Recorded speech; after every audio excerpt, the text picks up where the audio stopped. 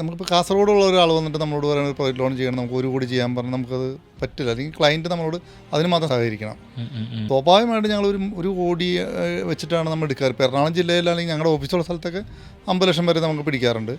അതല്ലെങ്കിൽ 1 കോടിക്ക് മേലെ ഞങ്ങൾ സാധാരണ ചെയ്യാറുള്ളൂ. അതല്ലെങ്കിൽ ക്ലയൻറ്റിന് ചെയ്യാവുന്നൊരു പണിയെന്ന് വെച്ചിട്ടുണ്ടെങ്കിൽ അവർക്ക് നമ്മൾ അതിൻ്റെതായ പേപ്പർ വർക്കൊക്കെ നമ്മൾ ചെയ്ത് കൊടുക്കും. ക്ലയൻറ്റിന് ഒരു പ്രശ്നം ഉണ്ടാവില്ല. പക്ഷേ അവർ പോകണം ബാങ്കിലോട്ട്.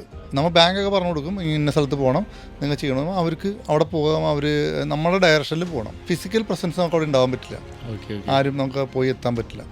അപ്പം സർവീസ് അവർക്ക് കിട്ടും, ഉറപ്പായിട്ടും കിട്ടും. നമ്മൾ ലോണിന് സമീപിക്കുന്നതിൽ മെജോറിറ്റി ഏത് മേഖലയുള്ളവരാണ്? എല്ലാ മേഖലയിലുള്ള ആൾക്കാർ സമീപിക്കാറുണ്ട്. കാരണം ഇപ്പോൾ നോൺ ബാങ്കിങ് ഫിനാൻസ് കമ്പനികൾക്ക് ഞങ്ങൾ ധാരാളം ലോൺ ചെയ്ത് കൊടുക്കുന്നുണ്ട്.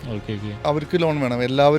എല്ലാ ഫിനാൻസ് കമ്പനിക്കാരും ഒന്നില്ലെങ്കിൽ ഡിബെഞ്ചർ വഴി ഇഷ്യൂ ചെയ്തിട്ടോ അല്ലെങ്കിൽ ലോൺ റേസ് ചെയ്തിട്ടോ ആണ് ഫണ്ട്, അവർ ഗോൾഡ് ലോൺ ആയിക്കോട്ടെ വേറെ എന്ത് ലോൺ ആയിക്കോട്ടെ, അങ്ങനെ ഒരു സെഗ്മെൻറ്റ് ക്ലയൻസ് ഞങ്ങൾ ധാരാളമാണ് ഞങ്ങൾക്ക് അങ്ങനെ നമ്മൾ ചെയ്ത് കൊടുക്കുന്നുണ്ട്. ഇനി മാനുഫാക്ചറിങ് സെക്ടറിലുള്ള ആൾക്കാർ പുതിയ കമ്പനി തുടങ്ങാനുണ്ട്. ഇപ്പോൾ കേരളത്തിൽ പല ആൾക്കാരും പറയാണ്ട് ഒന്നും വന്നില്ല എന്ന്. പക്ഷേ ഞങ്ങൾക്ക് ധാരാളം പ്രോജക്റ്റുകളുണ്ട്, പുതിയ പ്രോജക്റ്റുകൾ ഞങ്ങൾ ചെയ്യുന്നുണ്ട്. അതുപോലെ ട്രേഡിംഗ് ആവാം, അങ്ങനെ എല്ലാം ആവാം, ഗോൾഡ് സെക്ടർ ആവാം, എന്തും ആവാം. നമുക്ക് അത് ജെന്യുവിൻലി പൈസ ആവശ്യമുള്ള ആൾക്കാർക്ക് നമുക്ക് എടുത്തു കൊടുക്കാൻ കഴിയും.